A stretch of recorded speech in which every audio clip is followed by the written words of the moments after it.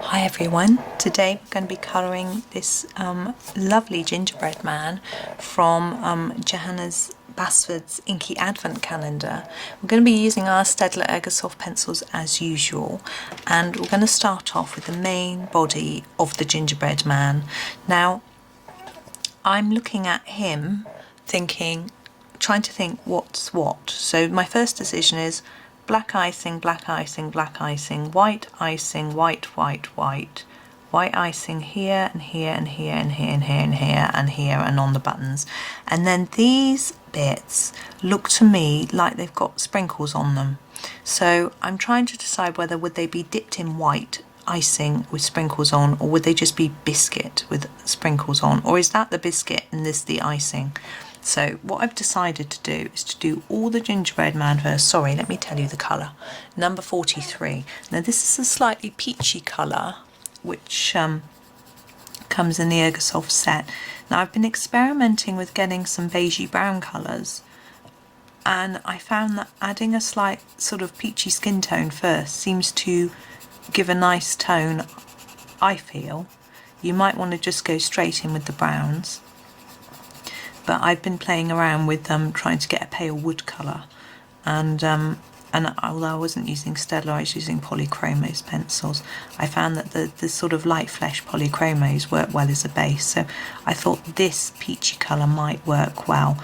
Now what I'm trying to do, and not succeeding, is to get a nice even coverage to start with on all of this. Now don't worry too much about going over the buttons and things, and these are going to be done with white gel pen, so if you go over them by mistake it really won't hurt. In fact, I'll probably do the eyes and mouth the same way, so if it's coloured over by mistake it'll just be covered up by the pen, because we're going to pen over the black mark and everything.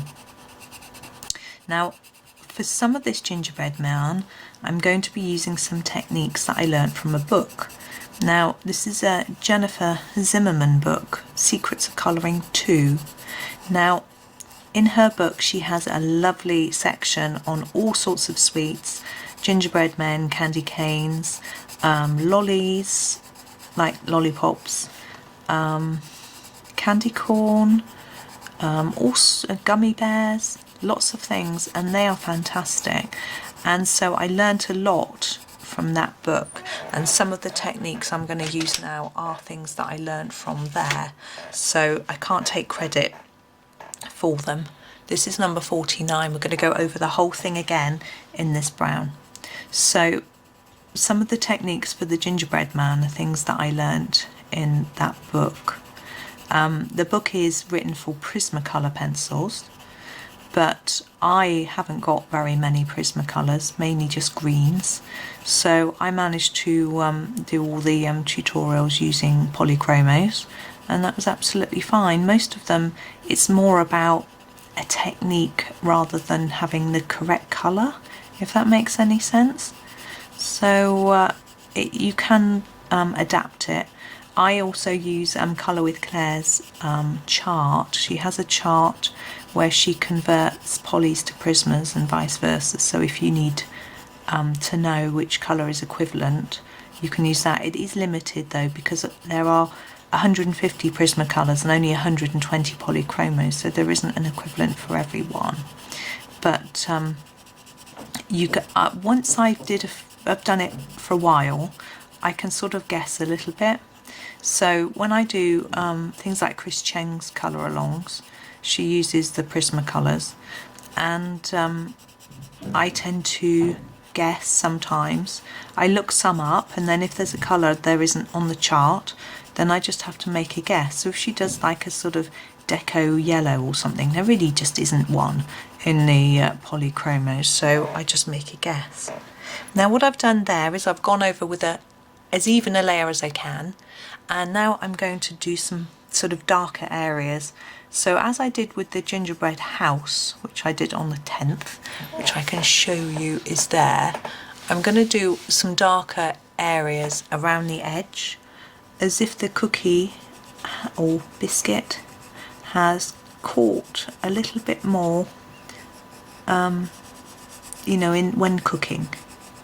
So this is a cooked gingerbread man, because obviously he's decorated, he's ice, he's been cooked. So he needs to look like he's sort of golden colour, but I think he would be more coloured on the outside. I also think adding a different colour on the outside of anything you're colouring really makes it look more interesting.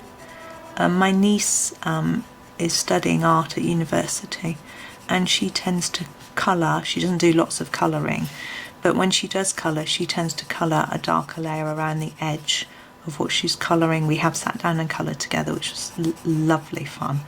It's actually quite a fun story. We were at my mum's house, and her little brothers were just messing around with the pencils, and we found a colouring book that she had been bought when she was about 4, and we were looking through it at how she was colouring, and so we just had to go in this colouring book. So it's a children's colouring book, sort of fairies and princesses and things, really not the sort of thing I normally colour. We just had lovely fun together. Just she was teaching me how she coloured and her techniques, which was lovely fun. But normally she does computer art, which is amazing. So she uses a tablet, and or she just does pencil drawing. She's not a big fan of lots of colour. So I've done that with that pencil, but I'm going to emphasise it more with a darker colour, number 73. We're going to work through this in layers, and I will just keep layering up the colour until I feel that I'm happy with it. I don't want to go overly dark. I don't want him to be burnt. I did do a gingerbread house in Johanna's Christmas book. I think it's the one that I'm working on at the moment, so there isn't a flip through of it at the moment. And I tried to do it looking like Gingerbread the house, and I coloured it so dark it looks like a chocolate. I mean, delicious, but it wasn't quite the effect I was going for. But never mind. Now we're just going round, and when I've gone around with this darker colour, I shall blend it more into the centre again with the slightly lighter one.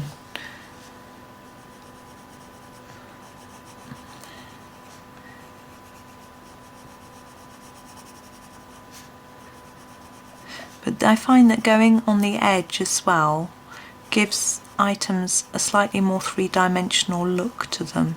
I've been doing a soldier. I'll show you. I've been colouring this soldier from, I don't know if I can get him in the shop, from Johanna's Christmas. Let me zoom out a little bit. And doing his trousers. You see, I try to make them darker on the edges of his legs to make them look three-dimensional. So that was good fun. So that was a similar, so he looks more rounded rather than just a flat picture. Right, let's zoom back in so we can see what we're doing. So that was good fun. Now I'm going to go back to my slightly lighter brown now, which is the number 49. This is a very similar technique to what I used for the house, so I hope it's not too dull or samey, but he's gingerbread after all.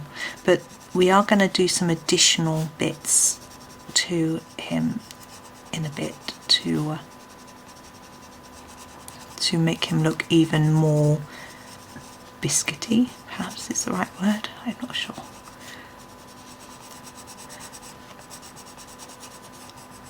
I'm just trying to blend in those harsh lines, but it doesn't really want to work.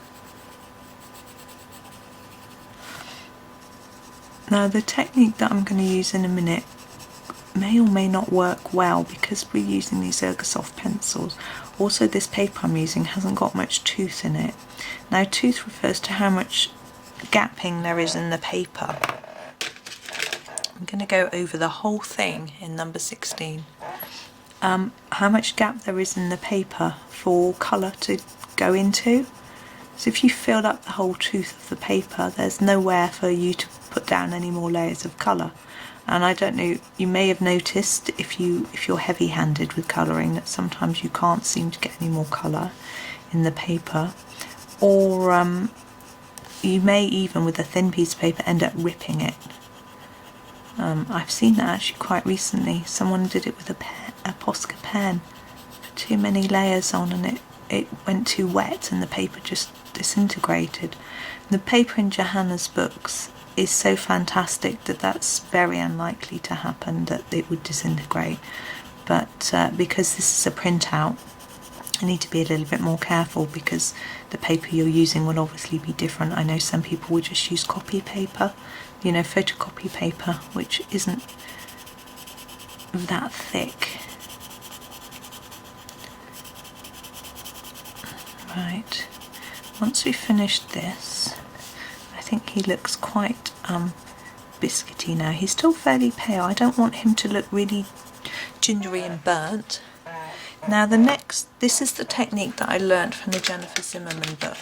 So we'll see if I can get it to work, because I'm not looking it up, I'm just doing it myself. So this is number 77. This is a really dark brown. Okay, and we're going to make some marks all over Mr. Gingerbread Man, like little pits in the biscuit. And I need them to be fairly defined because I need to know where they are when I come back to them, because this is just the first step. So if you think about a biscuit, it's not generally completely smooth, especially a homemade one. I'm sure if you buy one from the shop. Now this bit, I'm going to leave that one. I'm going to leave his hands because I'm going to do something a little bit different with those, I think. So that's the first step, but that's just the first step. What we do to emphasise that dark is to get a light colour 43 and put it above the dark bit. Now how well this will work with Staedtlers, I'm not sure, but the lighter colour apparently makes the dark stand out more, but I'm not convinced that's actually showing up at all. So what I'm going to do is to take a different pencil entirely. Let me see. This is a Caran d'Ache Luminance white pencil, and I'm going to use this instead. I just need to sharpen it. Now this is a very expensive pencil, but it's a very soft pencil which does write on top of other colours, which is why I got it. You may find if you've got Prismacolors that will work as well. And I find you need to put quite a lot of pressure down still to get some colour out. And I want to try not to go over the top of the black brown part, but go above it. It's quite tricky.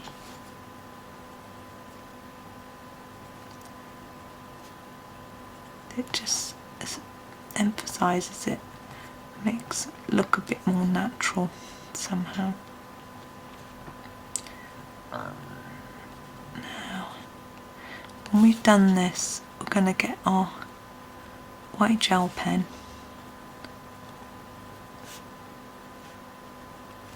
and we're going to do the icing. Now, it's because we need the icing to dry, so we're going to go over all the black. This is the Sakura jelly roll, but you can use a white Posca pen. Now I'm going to do the whole of the bit, even the bit that's already white from the paper being white. You can't see.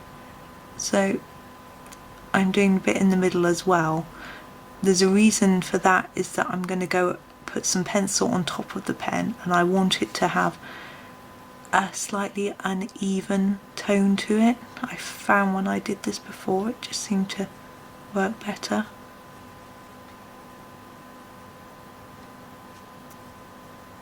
Now you notice that the black is still showing. I haven't completely managed to get rid of it, but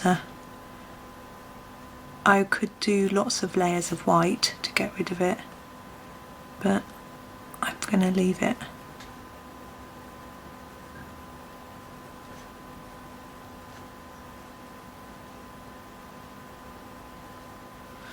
And the buttons. And we're going to do the same with the icing.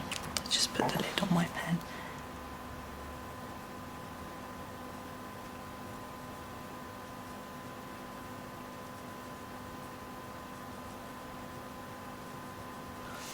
There we go, and this side.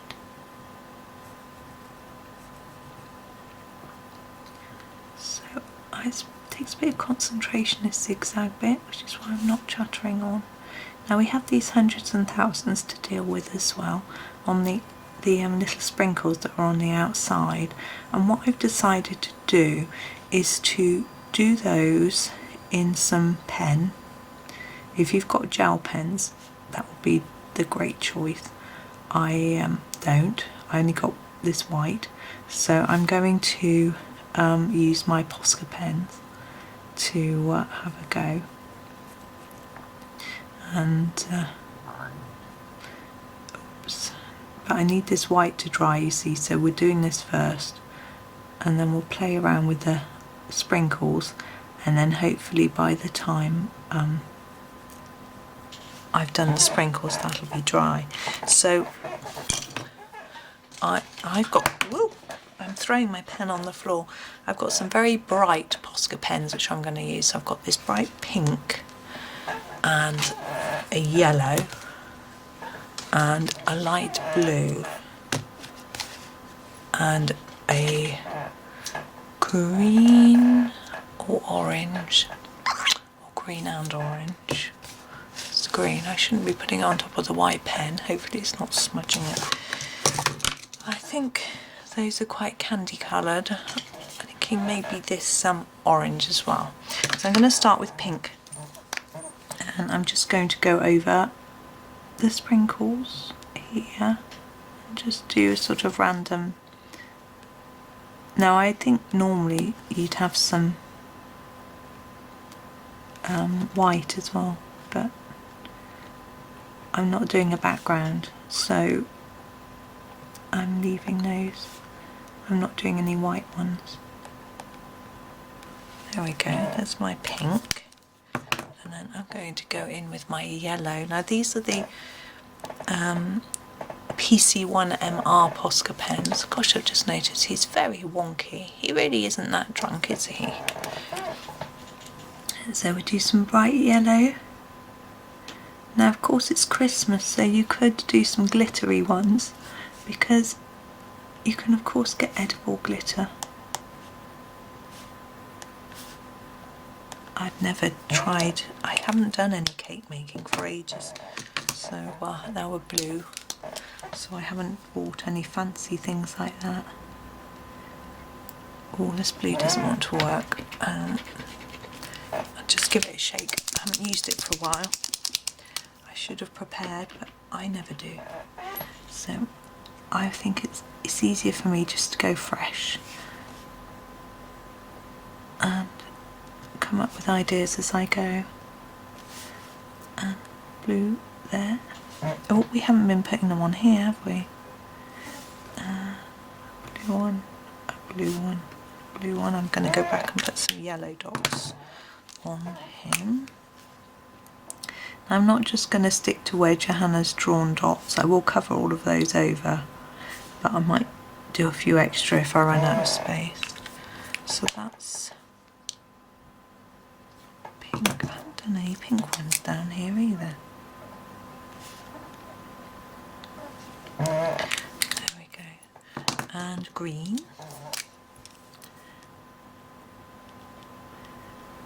Now, if you've got lots of gel pens, you can do more bright sort of candy-like colours. I'm not sure how candy-like these are. Doesn't want to work. There we go. So I'm just doing little random circles in different places on there. I think we'll leave that. We'll leave some space for the orange.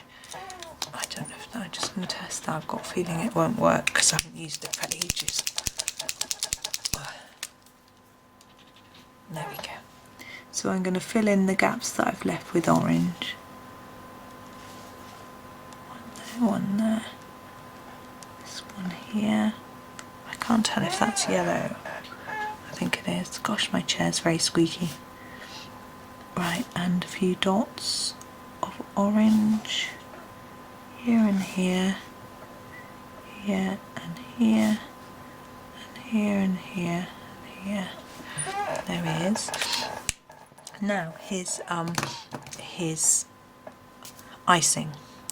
Now, because icing is usually 3D, think it usually sticks up off of something.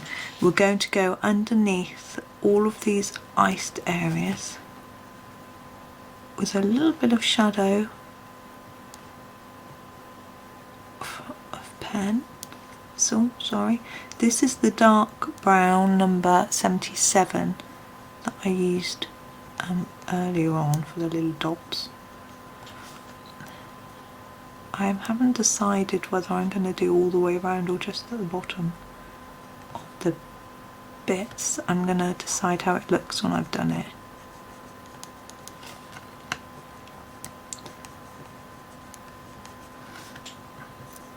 We want it to, I'm not pressing massively hard, we want it to just look like a shadow rather than an actual line.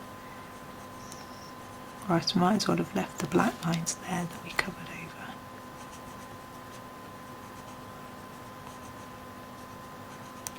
Now let me see. Yeah, I think that's okay. And on the actual icing, we're now going to do a little bit of gentle colouring. I seem to remember the tutorial used purple, but I'm going to use grey, number 8, and I'm just going to add the tiniest bit of sort of texture really lightly to make the icing, see, particularly here, to emphasise that shaping.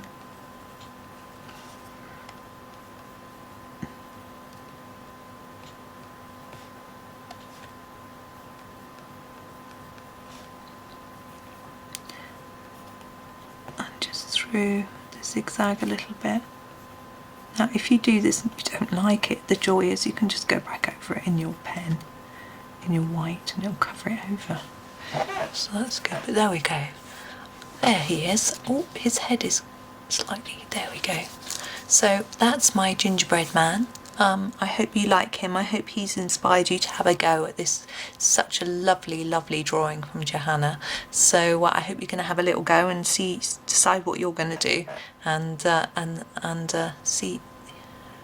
I'm really looking forward to having a look at what everyone does with him, actually, whether they do different coloured icing or whether they do him just biscuity or whatever. So anyway, thank you very much for watching, and I hope you enjoyed the video, and happy colouring.